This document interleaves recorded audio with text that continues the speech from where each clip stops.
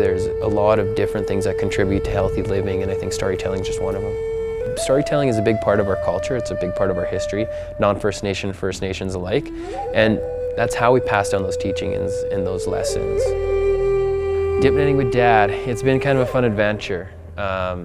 It's a story about the first time that I went dip net fishing with my family, and how that story is morphed in together and is now the way that I bring my kids dip net fishing. You know, I'm not bringing them actually dip net fishing, but I'm bringing down to the river so that they can experience it.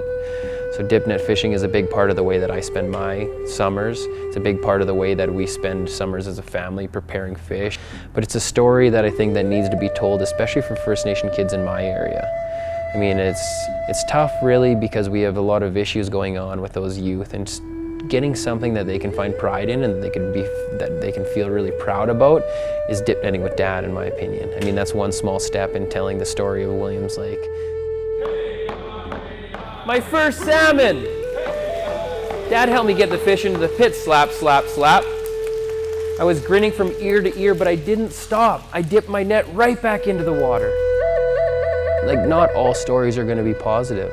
When people can get that off of their chest and share with somebody who's going to comfort them and to provide support to them, I think that's a big part of their healing process. It's a big part of them growing as a human being, and is a big part of them moving in a positive direction, which is healthy living and being a wellness champion. A single piece of advice to encourage dads, Aboriginal dads, to read with their kids would be take the time.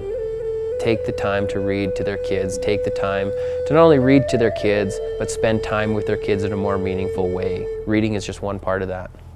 As they get older, even my kids now are like 7 and 9, now they're reading to me, right?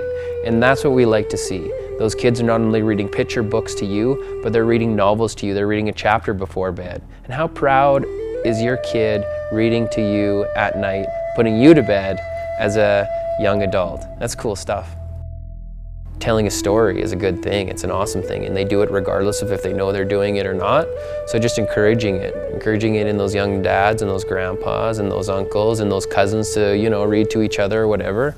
I mean, that's a healing thing, and that's a part of the 21st century. You need to learn how to read to be successful at anything you do.